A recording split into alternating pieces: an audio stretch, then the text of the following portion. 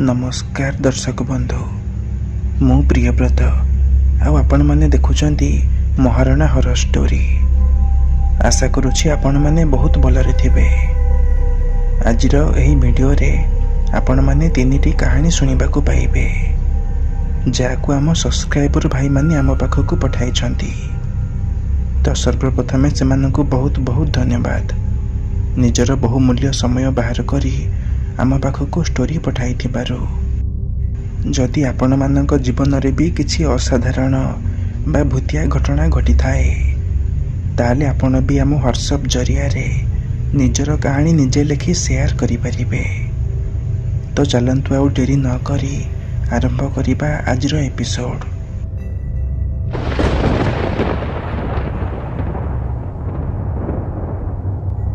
नमस्कार, मो ना ललित। एई घटनाटी मो सह नुहे, मो जेजेंक सह घटिथिला। आमर पल्ले मईंसी अछि। मो जेजे सप्ताह रे थरे बा दुई थर मईंसी को चराइबा पई पहाड़ को जाई थांती। मईंसी मानकू चराई तांको पेट भरिबाकू बहुत समय लागि थाए। सेथि पई मो जेजे बेले बेले पहाड़ उपरे गोटे कुड़िया घरे सोई पड़ी थांती और सकाळ हेले घर को आसी थांती। दिने तांको सह पहाड़ उपरे किछि भयानक घटिला। आगर कहानी मो मो जेजे बापांको नजर रे कहिबी। आषाढ़ मास थिला, कला अंधार राति। बेले बेले पहाड़िया शीतल पवनर गोटे छुंका आसी देहरे पिटी होई चली जाउथाए। मो मो मईंसी मानकू खुंटरे बांधी देई तांकरी पाखरे खटिया उपरे टिके गड़ी पड़िथिली। मु सेठाकू सप्ताह रे दुई थर आसे। राति रे रहिबाकू पड़े। सेथिपाई मु सेठारे पहाड़ उपरे चालर छोटिया कुड़ियाटे करिछि। गाँ बहुत दूर होइथिबारु मु खाइबा पानी सबु मुणी रे पुरई आनिथिली। पूरा राति कटेइबा थिला मोर एठी। घटना को आगकू वर्णना करिबा आगरु मु मो चतुर्पार्श्वर परिवेश किपरि ताहा जणाइबाकू चाहुछि। मोर चालर कुड़ियाटी गोटिए पोखरी कूलरे अवस्थित। वर्षा दिने पोखरी चारि पाखरे पहाड़िया गछलता माने साप परी पानी उपरे माड़ी जाई थांती। रातिरे देखिले बहुत डर लागे सेमिति जगह को जिबाको। आउ सामने रे अछि 7-8टी बहुत मोटा मोटा विशाल आंब गछ। एठारे मो परी अनेक गाउली चासी भाई माने आसंती। सेमाने गाई गोरु मानकू पहाड़ रे छाड़ी देई सेई आंब गछ मूलरे विश्राम करि थांती। रातिटी धीरे धीरे कटुथुला। समय समय रे पहाड़ी पवन गर्जन करुथाए। आंब गछर डाही पवन रे नृत्य करुथांती। डाल मानकर हलिबारु आसुथुबा मड़मड़ शब्द मते बहुत डराई देउथुला। से आवाज मो मईंसी मानकू भी भयभीत करि देउथुला। सेमाने बोबाई रडी करिबा आरंभ करि देइथिले। मते हालुका छाई निद लागि जाइथिला। मु खड़िकिबाकू लागिथिली। सेतेबेले मो खटर गोड़ को धरी किए हल हल कला परी लागिला। जेमिति आखि खोलिली देखिली मो पाखरे बंधा होइतिबा मईंसी पघारु फिटी मो पाखरे जाकी होई छिड़ा होइछि। ता देहरे हाथ मारिथिली। से गोटा पानी थरुथुला। मु ताकू पछकू जिबा पई इशारा कली, किंतु से मो कथा मानिला नाही। लांज को बारंबार हलाउथुला। आउ बारंबार से आंब गछ आड़कू अनाई बोबाउथुला। मते लागिला बोध हुए ताकू मशा माछी माने हैरान करुछंती। वर्षा दिन थाए तो सेथिलागी सन्तसंतिया जगारू मशा माछी माने उठी मईंसी मानकू हैरान करुथबे। तापरे मु उठी कुड़िया भितर को गली। सेठारू किछि कंचा घास आनी मु सेथिरे निया लगाई देली। कंचा घास जलिबा द्वारा धुआं बाहरी थाए। एहा द्वारा मशा माछी माने दूरे रुहंती। जेमिति मु निया लगाई 2 फुंक मारिछि सेमिति धुआं मो चारि पाखरे खेलीगला। किछि समय अपेक्षा कली। एबे भी से मईंसी मूर्ति परी ता जगारे छिड़ा होई थाए। हलु न थाए, खाली थरु थाए। मु तार पेटरे हाथ मारी ताकू आउंसी पकाइली। ପ୍ରଥମେ ଏତେ ଧ୍ୟାନ ଦେଇନଥିଲି, କିନ୍ତୁ ସେଠାରେ ସବୁ ମଇଁଷିମାନଙ୍କ ଅବସ୍ଥା ଏକାପରି ଥିଲା। ସମସ୍ତଙ୍କ ନଜର ସେଇ ଆମ୍ବ ଗଛ ମୂଳେ। ତାଙ୍କ ଆଖିଗୁଡ଼ିକ ସାମାନ୍ୟରୁ ବଡ଼ ବଡ଼ ହୋଇଯାଇଥିଲା। କେହି ବି ଦେଖିକି କହିପାରିବ ସେମାନେ ଭୟଭୀତ ଅଛନ୍ତି। ମୁଁ ଜାଣିଲା ପରେ ଆମ୍ବ ଗଛ ଆଡ଼କୁ ଚାହିଁଲି। ମୋତେ କିଛି ଦେଖାଯାଉ ନଥାଏ। ପୁରା ଅନ୍ଧାର ଥିଲା ସେଠାରେ। ମୁଁ ଆବାଜ ଦେଲି, କିଏ ସେଠି? କିଏ ସେଠି ମୋ ମଇଁଷିମାନଙ୍କୁ ଡରାଉଛି? ସେତେବେଳେ ହଠାତ୍ ଘଡ଼ଘଡ଼ି ମାରିଲା ଓ ପୁରା ପାହାଡ଼ର ସ୍ଥିତିକୁ ହାଲର କରିଦେଲା। ମାତ୍ର କିଛି କ୍ଷଣ ପାଇଁ ମୁଁ ସେଇ ଆମ୍ବ ଗଛ ମୂଳେ ଗୋଟିଏ ଆକୃତିକୁ ଦେଖିପାରିଲି। ସେ ଜଣେ ମହିଳା ଥିଲା। କଳା ବସ୍ତ୍ର ପିନ୍ଧିଥିଲା। ମୋ ମଇଁଷିମାନେ ଅସ୍ଥିର ହେବାକୁ ଲାଗିଲେ। ଖୁଣ୍ଟିକୁ ଓପାଡ଼ିବାକୁ ଚେଷ୍ଟା କରୁଥିଲେ। ସେମାନେ ସେ ଆକୃତିର ଗୋଟିଏ ଝଲକ ଦେଖି ପୁରା ଛାନିଆ ଥିଲେ। ମୁଁ ଦୌଡ଼ି ଯାଇ କୁଡ଼ିଆ ଭିତରୁ ଗୋଟିଏ ଠେଙ୍ଗା ଓ ଲଣ୍ଠନ ଧରି ଆସିଲି। ଦୂରରୁ ଛିଡ଼ା ହୋଇ ମୁଁ ବଡ଼ ପାଟିରେ କହିଲି, କିଏ ତୁମେ? ଏଠିକୁ କ'ଣ ପାଇଁ ଆସିଛ? ଆମକୁ ଏକା ଛାଡ଼ି ଦିଅ। ମୋ ପ୍ରଶ୍ନର କୌଣସି ଉତ୍ତର ଆସିଲା ନାହିଁ। ତାପରେ ସେ ଆକୃତି ଧୀରେ ଧୀରେ ଚାଲି ଚାଲି ଆଲୁଅ ଆଡ଼କୁ ଆସିଲା। ଲଣ୍ଠନର ଆଲୁଅରେ ମୁଁ ତା ଶରୀରର ହାଲୁକା ଝଲକ ଦେଖିପାରୁଥିଲି। ତା ଚେହେରା ଉପରେ ଗୋଟିଏ ବଡ଼ ଓଢ଼ଣା ଥିଲା। ସେ ମୋ ଠାରୁ ହାତେ ବଡ଼ ହେବ ଓ ସେ ଚାଲୁନଥିଲା।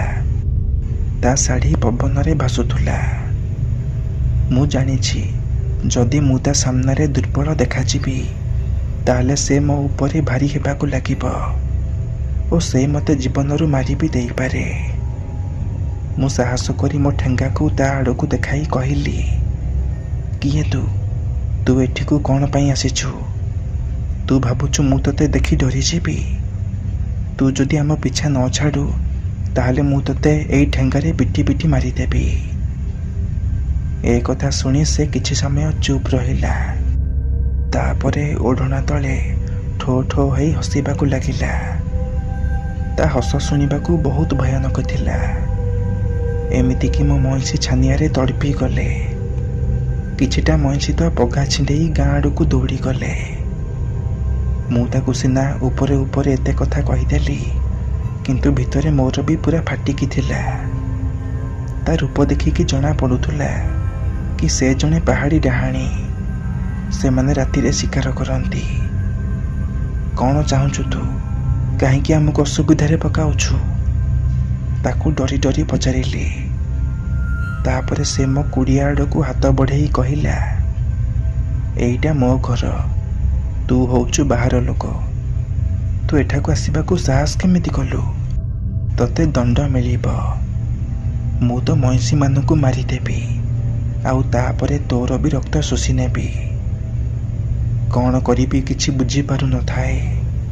ମୁଁ ମନେ ମନେ ଭଗବାନଙ୍କୁ ଡାକୁଥିଲି, କେମିତି ଆଜି ରାତିରେ ମୋ ମଇଁଷି ଓ ମୋତେ ବଞ୍ଚାଇ ଦିଅନ୍ତୁ। ମୁଁ ଆଉ ଦ୍ୱିତୀୟବାର କେବେ ବି ଏ ଚୁଟିକୁ ଆସିବି ନାହିଁ। ମୁଁ ତା ଆଗରେ ନେହୁରା ହେଲି। ସେ ମୋ ଜୀବନକୁ ଛାଡ଼ି ଦେବା ପାଇଁ ଗୋଟେ ବଳିଦାନ ମାଗିଲା। ତାକୁ ଭୋକ ପ୍ରବଳ ଥିଲା। ସେଥିପାଇଁ ସେ ମୋ ମଇଁଷି ପଲମାନଙ୍କ ମଝିରେ କେଉଁଠାରେ ଗଳିଗଲା। କେଜାଣି କେମିତି 2-3ଟା ମଇଁଷି ହଠାତ୍ ଚେତା ହରାଇ ତଳେ ପଡ଼ିଗଲେ। ତାପରେ ସେ ଡାହାଣୀ ଖଣ୍ଡି କୁଟା ପକାଇ ତାଙ୍କ ବେକ ମୂଳରୁ ରକ୍ତ ଶୋଷିବାକୁ ଲାଗିଲା। ଏହି ମୌକା ଦେଖି ମୁଁ ଧୀରେ ଧୀରେ ସେ ପାହାଡ଼ରୁ ଓହ୍ଲାଇ ଗାଁ ଆଡ଼କୁ ଦୌଡ଼ିବାକୁ ଲାଗିଲି। ମୋ ଭାଗ୍ୟ ଭଲ ଥିଲା, ସେ ମୋ ପଛରେ ଆସୁନଥିଲା। ମୁଁ ଥରୁଟିଏ ବି ପଛକୁ ଚାହିଁ ନଥିଲି। ଭଗବାନଙ୍କ ଦୟାରୁ ମୁଁ ସୁରକ୍ଷିତ ଭାବେ ଘରେ ପହଞ୍ଚିଗଲି। ତା ପରଦିନ ଆମେ କିଛି ଗାଁ ଲୋକ ଭୋରୁ ଭୋରୁ ଠେଙ୍ଗା, ତଲୁଆର ଓ ମଶାଲ ଧରି ସେ କୁଡ଼ିଆ ପାଖକୁ ଗଲୁ। ସେଠାରେ ସେ ଡାହାଣୀ ଆଉ ନଥିଲା, କିନ୍ତୁ ସେ ଯାହା କରିକି ଯାଇଥିଲା ତାକୁ ଭାବିଲା ବେଳକୁ ମୋ ରୁମ ଟାଙ୍କୁରି ଉଠୁଛି। ସେଠାରେ ସମସ୍ତ ମଇଁଷି ଦରମରା ଅବସ୍ଥାରେ ପଡ଼ିଥାନ୍ତି। କେହି ବି ମରିନଥିଲେ, କିନ୍ତୁ ତାଙ୍କ ଦେହରେ ପାଖାପାଖି ଗୋଟେ ବାଲ୍ଟି ରକ୍ତ ସେ ଡାହାଣୀ ଶୋଷି ପିଇ ଦେଇ ଚାଲି ଯାଇଥିଲା। ସେମାନଙ୍କ ପଞ୍ଜରା ହାଡ଼ ଜଣା ପଡ଼ୁଥିଲା। ମୁହଁ ଶୁଖି ଆଖି ପଦାକୁ ବାହାରି ପଡ଼ିଥିଲା। संगे संगे पशु डाक्तर को फोन है। तापर सेमाने आसी तांको सालाइन लगाइले। एही भयाभय घटना परठारु केही भी गोपालक छेली मेढा पालक से पहाड़ उपरकू भूलरे भी छेली किंबा गाई गोरु मानकू चराइबाकू जाई नाहांती। मु जानिनी बहुत वर्ष बीती गलानी एही घटना को। केजानी किए कहि पारिबो, हेई पारे आज भी से डाहाणी सेठी रहउथुबो। गाँ लोक माने से कुड़िया पाखकू जिबा रास्ता को सीमेंट इटा द्वारा ढलाई करी ता चारि पाखरे गोटे बड़ पाचेरी बनाइछंती, जेमिति कौनसी भी पालित पशु भूल रे भी से क्षेत्र भीतर को न पशि पारिबो।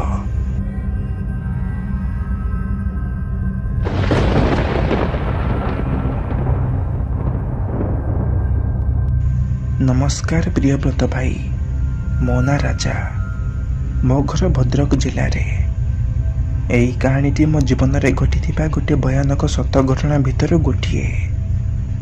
पारानर्माल विषय रे आगुरी टीवी रे और मोबाइल रे पढ़ी बा देखी, हेले रियल लाइफ रे मो सह एमिति भी घटी पारिबो मु विश्वास करि पारुनी।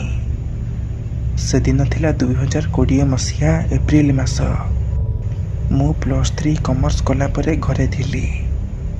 मु जने कॉलेज सांग सह बाहरी थिली चाकरी करिबाकू बांगालोर सहर को। आमे दुई जन सेठारी अलग अलग कंपनी रे नियुक्ति पाइथिलु। कहानी आगो को बढ़ेबा पूर्वरु मु आम कंपनी विषय रे किछि कहिबी। क्षमा करिबे, तार नाम कहि परिबि नाही, किंतु कंपनी रे मु गोटे भल पोस्ट रे थिली।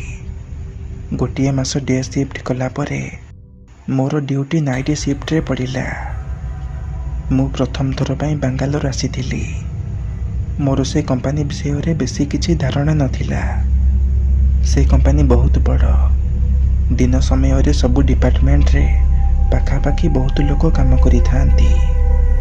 हेले इवनिंग हेबा पूर्वरु सबु लोक माने घर को छुट्टी होई चली जाई थांती।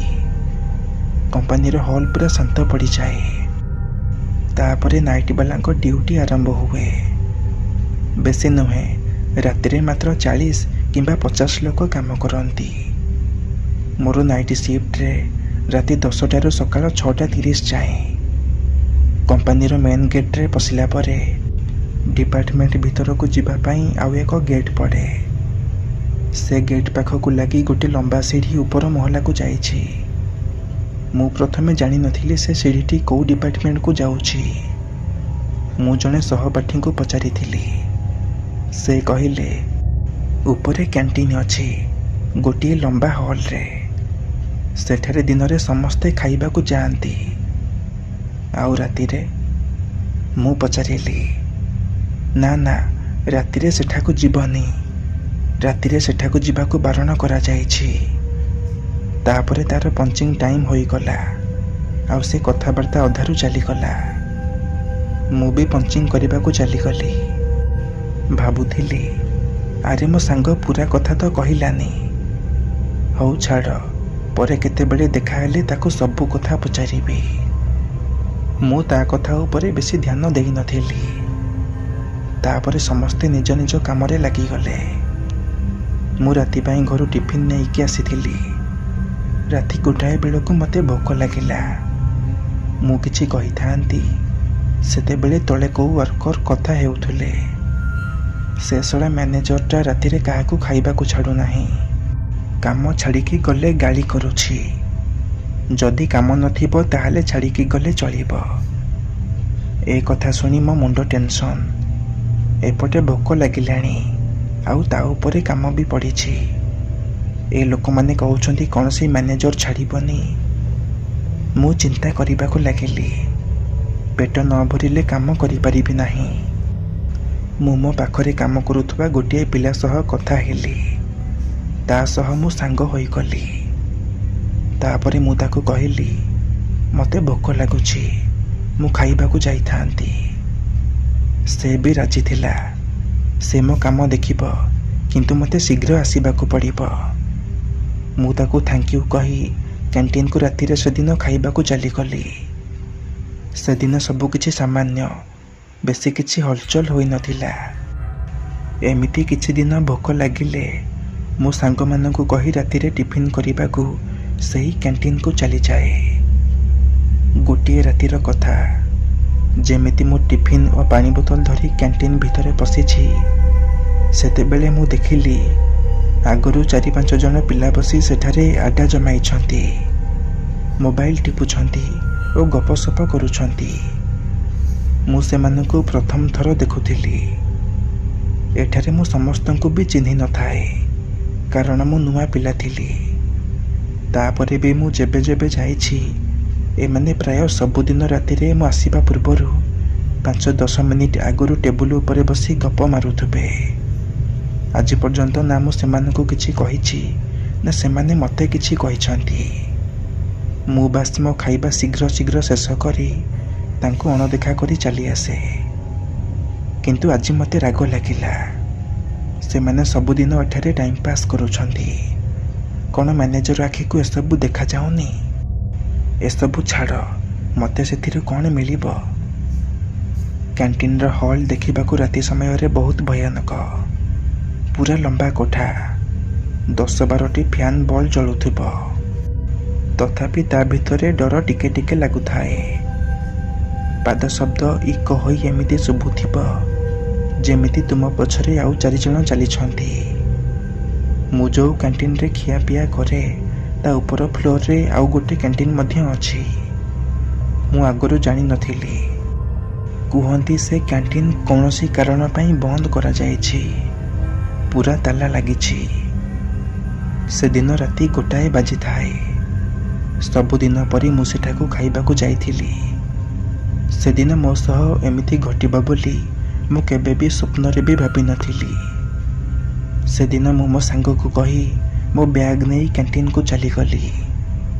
ସେଠାରେ ଯାଇ ଦେଖେ ତ ପୁରା କ୍ୟାଣ୍ଟିନ୍ ସୁନସାନ୍, କେହି କୁଆଡ଼େ ନାହାନ୍ତି।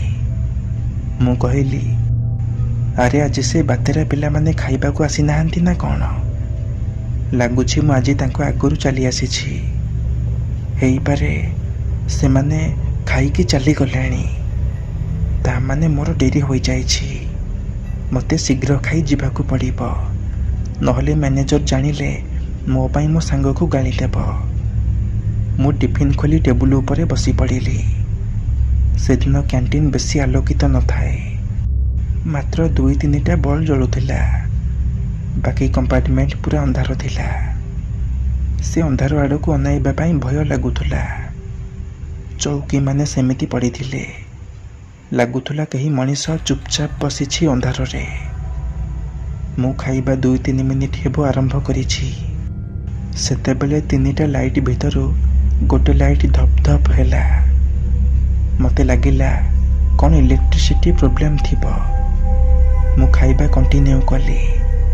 ତାପରେ କିଛି ସମୟ ଯାଇଛି, ଅନ୍ଧାର କମ୍ପାର୍ଟମେଣ୍ଟ ଭିତରୁ ଗୋଟେ ସିଲିଂ ଫ୍ୟାନ୍ ଆପେ ଆପେ ଜୋର ଜୋରରେ ଘୂରିବାକୁ ଲାଗିଲା। ତାପରେ କ'ଣ ହେଲା, ପୁଣି ବନ୍ଦ ହୋଇଗଲା। ମୁଁ ଆଶ୍ଚର୍ଯ୍ୟ ହେଇକି ଥାଏ। ଆରେ ଏମିତି କ'ଣ ହେଉଛି? ମୁଣ୍ଡରେ ମ୍ୟାନେଜର କଥା ବେଶୀ ଚାଲୁଥିଲା। ସେଥିପାଇଁ ମୁଁ ଧ୍ୟାନ କମ୍ ଦେଇଥିଲି।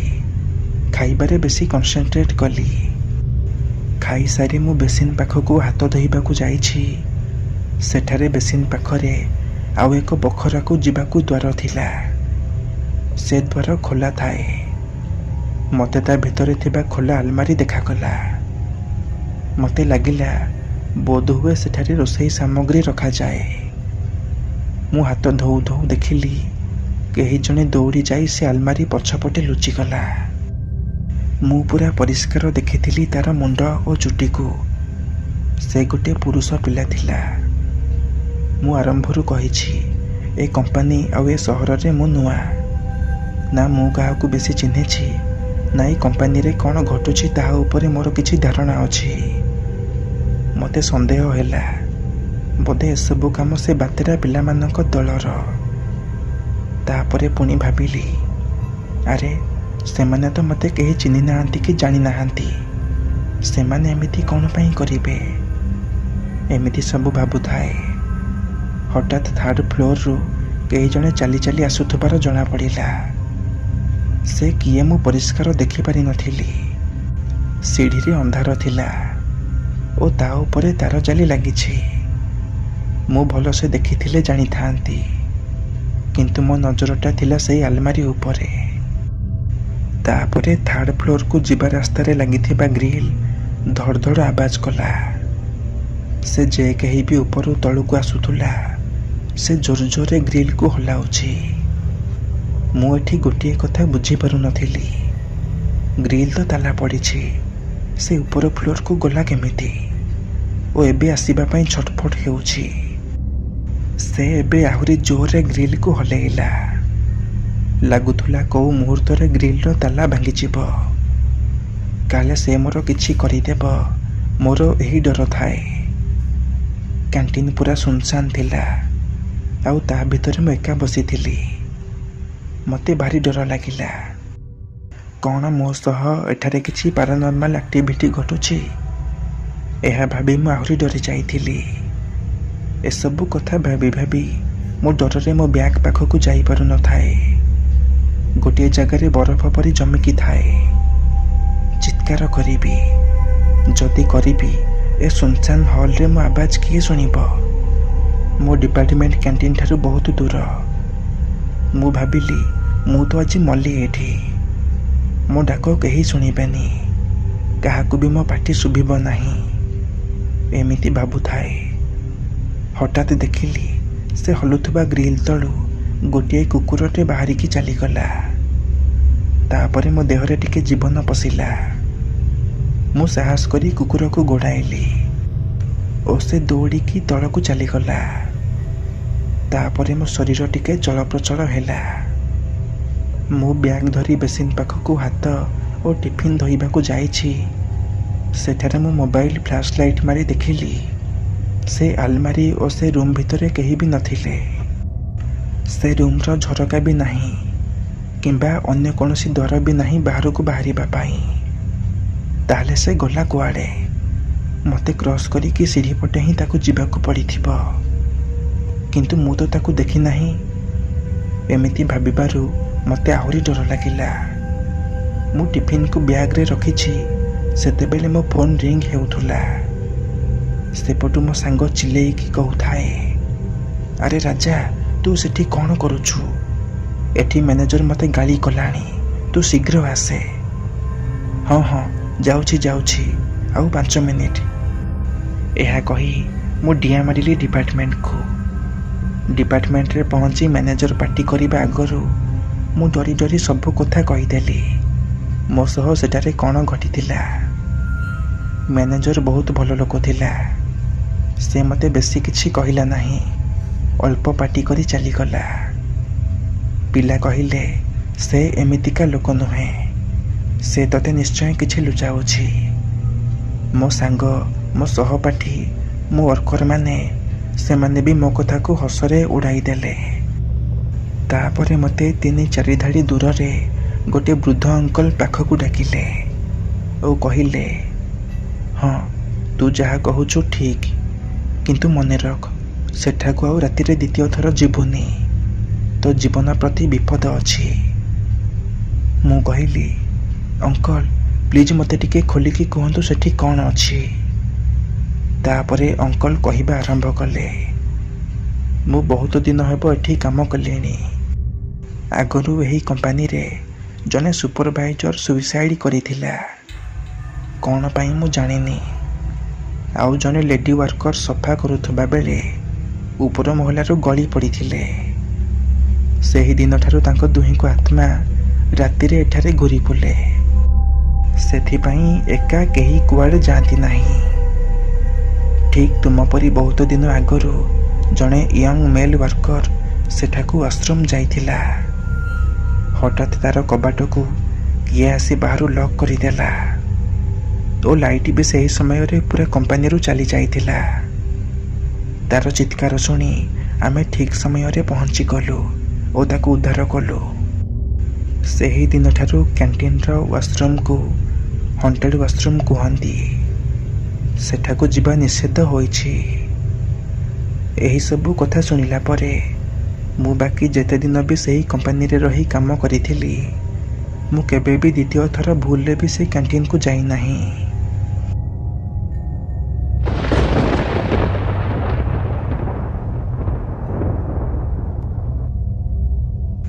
ନମସ୍କାର ପ୍ରିୟବ୍ରତ ଭାଇ, ମୋ ନାଁ ଶର୍ମିଷ୍ଠା। ଆମ ଘର ଗଞ୍ଜାମ ଜିଲ୍ଲାର ବ୍ରହ୍ମପୁରରେ।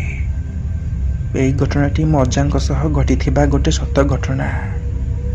ତାଙ୍କ ପରିବାରରେ ଅଜା, ତାଙ୍କର 2 ଭାଇ, ଭାଉଜ ଓ ତାଙ୍କର ଛୁଆ ପିଲା ଓ ବୋହୂ ରହୁଥିଲେ। ଅଜାଙ୍କ ଭାଇ ଓ ତାଙ୍କ ଭାଉଜ ଗାଁ ଛାଡ଼ି ବାହାରେ ସହରରେ ରହିଥାନ୍ତି। ଭାଇ ଗୋଟିଏ କମ୍ପାନୀରେ କାମ କରୁଥିଲେ। କମ୍ପାନୀରୁ ଛୁଟି ନେଇ ସେମାନେ ଗାଁକୁ ବୁଲିବାକୁ ଆସିଥାନ୍ତି। ସମସ୍ତେ ପ୍ରାୟ ଖରା ଛୁଟିରେ ଅଜାଙ୍କ ଘରକୁ ଆସି କିଛି ଦିନ ବୁଲାବୁଲି କରି ପୁଣି ଘରକୁ ଚାଲି ଯାଇଥାନ୍ତି। 1972 ମସିହାର ଏହି କାହାଣୀ।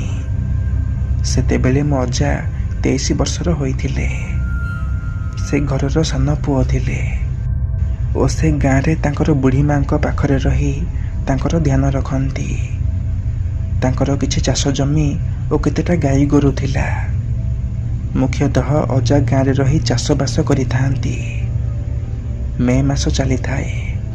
ସେତେବେଳେ ଖରା ଛୁଟିରେ ଅଜାଙ୍କ ଭାଇ, ଭାଉଜ ଓ ତାଙ୍କ ପିଲାମାନଙ୍କୁ ନେଇ ଗାଁକୁ କିଛି ଦିନ ବୁଲିବାକୁ ଆସିଥିଲେ।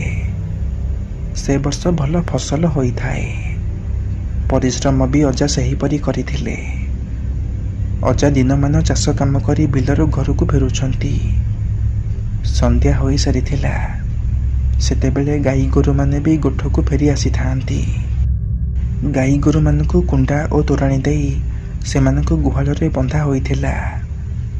ପ୍ରାୟ ରାତି 9ଟା ସମୟର କଥା। ମା ଓ ଅଜାଙ୍କ ଭାଉଜ ବାଡ଼ିପଟ ରୋଷେଇ ଘରେ ରୋଷେଇ କରୁଥାନ୍ତି। ଗୁହାଳଟି ରୋଷେଇ ଘର ପାଖାପାଖି ଥିଲା। ସେମାନେ ଗୋଟିଏ ଅଜବ ଆବାଜ ଶୁଣିଲେ। ତା ଭିତରୁ ଏମିତି ଶୁଭୁଥିଲା ଯେମିତି କେହି ଜଣେ ଜୋରରେ ଆବାଜ କରି ତୋରାଣି ଢୋକ ଢୋକ କରି ପିଇ ଯାଉଛି। ପ୍ରଥମେ ଏ କଥାକୁ ଦୁହେଁ ଧ୍ୟାନ ଦେଇନଥିଲେ, କିନ୍ତୁ ଏହା କ୍ରମାଗତ ଭାବେ ବଢ଼ିଲା ଓ ତା ସହିତ ଗୁହାଳ ଭିତରୁ ଅଜବ ଅଜବ ବିକଟାଳ ଶବ୍ଦ ଶୁଭାଯିବାକୁ ଲାଗିଲା। କଥା ବଢ଼ିଲା ସେତେବେଳେ ଯେତେବେଳେ ଗାଈ ଗୋରୁମାନେ ଗୋଡ଼ କଚାଡ଼ି କୁଦି ବୋବାଇବାକୁ ଲାଗିଲେ। ଅଜାଙ୍କ ମା ଜାଣିପାରିଲେ ଗୁହାଳରେ କିଛି ଗଡ଼ବଡ଼ ଅଛି। ଅଜା ଓ ତାଙ୍କ ମା ଦୁହେଁ ଗୋଟିଏ ଲଣ୍ଠନ ଓ ଖଣ୍ଡେ ବାଡ଼ି ଧରି ଗୁହାଳ ଭିତରକୁ ଗଲେ। ସେମାନେ ଯେତେବେଳେ ଗୁହାଳ ଦୁଆର ମୁହଁରେ ହୋଇଛନ୍ତି, ସେମାନଙ୍କୁ ଗୋଟିଏ ବିଚିତ୍ର ଜୀବ ଦେଖାଗଲା। ଆଲୁଅ ପକାଇଲା ପରେ ଜଣାପଡ଼ିଲା ସେ ଜୀବଟି ନନ୍ଦରୁ ମୁହଁ ମାଡ଼ି ତୋରାଣି ପିଉଛି। ତା ଶରୀରର ଗଢ଼ଣ ଦେଖି ସେମାନେ ବି ପ୍ରଥମେ ବୁଝିପାରିନଥିଲେ ଏହା କ'ଣ। ଗୋଟିଏ ଧାନବସ୍ତା ହାଣ୍ଡି ପରି ତାର ପେଟ ଥିଲା।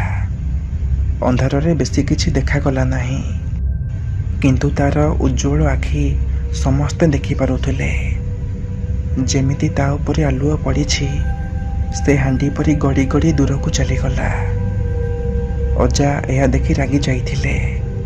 ସେ ବାଡ଼ି ଧରି ସେ ଜୀବର ପିଛା କରିବାକୁ ଲାଗିଲେ। ସେତେବେଳେ ତାଙ୍କ ମାଆଙ୍କୁ କିଛି ଭୟର ଆବାଜ ହେଲା। ସେ ଅଜାଙ୍କୁ ନ ଯିବାକୁ କହି ଧୀରେ ସେ ଇସାରା କଲେ। ଅଜା କିନ୍ତୁ ତାଙ୍କ କଥା ନ ମାନି ତା ପଛରେ ଗୋଡ଼ାଇଲେ। କିଛି ଦୂର ଗଲା ପରେ ସେ ଜନ୍ତୁଟି ହଠାତ୍ ଗୋଟେ ମୂର୍ତ୍ତି ପରି ଗୋଡ଼ ଟେକି ଛିଡ଼ା ହୋଇଗଲା ଆଉ ଗୋଟେ ବିକଟାଳ ଚିତ୍କାର ବାହାର କଲା। ତାପରେ ସେ ହସି ହସି କହିଲା, ତୁ ଆଜି ବଞ୍ଚିଗଲୁ, ମୁଁ ତୋତେ ପରେ ଦେଖିବି।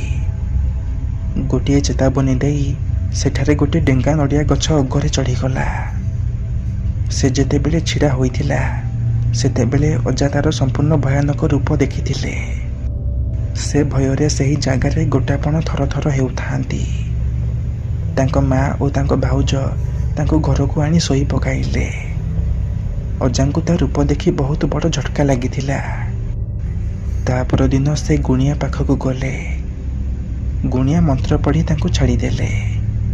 କହିଲେ ସେ ବିଚିତ୍ର ଜୀବଟି ଗୋଟିଏ ବ୍ରହ୍ମ ରାକ୍ଷସ ଥିଲା, ଗୋଟିଏ ବ୍ରାହ୍ମଣର ଆତ୍ମା। ସେମାନେ ବହୁତ ଶକ୍ତିଶାଳୀ। ମୋ ଭାଗ୍ୟ ଭଲ କି ସେମାନେ ମୋର କିଛି କ୍ଷତି କରିନାହାନ୍ତି। ତାପରେ ଗୁଣିଆ ମନ୍ତୁରାଇ ଅଜାଙ୍କୁ ଗୋଟିଏ ତାବିଜ ପିନ୍ଧିବାକୁ ଦେଇଥିଲା। ତେବେ ଦର୍ଶକ ବନ୍ଧୁ, ଇଏ ତ ଥିଲା ଆମ ସବସ୍କ୍ରାଇବର ଭାଇମାନେ ଆମ ସହ ସେୟାର କରିଥିବା ଆଜିର କାହାଣୀ। ଯଦି ଆଜିର ଏହି କାହାଣୀ ଆପଣମାନଙ୍କୁ ପସନ୍ଦ ଆସିଥାଏ ତାହେଲେ ଭିଡ଼ିଓକୁ ଗୋଟେ ଲାଇକ୍ କରି ଆମ ଚ୍ୟାନେଲଟିକୁ ସବସ୍କ୍ରାଇବ୍ କରିଦେବେ, ଯାହାଫଳରେ ଆଗକୁ ଏମିତି ନୂଆ ନୂଆ ଭିଡ଼ିଓର ନୋଟିଫିକେସନ୍ ଆପଣ ସର୍ବପ୍ରଥମେ ପାଇପାରିବେ। ତେବେ ଆଜି ପାଇଁ ବିଦାୟ ଦିଅନ୍ତୁ। ପୁଣି ଦେଖା ହେବ ଆଉ ଏକ ନୂଆ ଏପିସୋଡ଼ରେ ଏମିତି ଆଉ ଏକ ଭୟଙ୍କର କାହାଣୀ ସହ।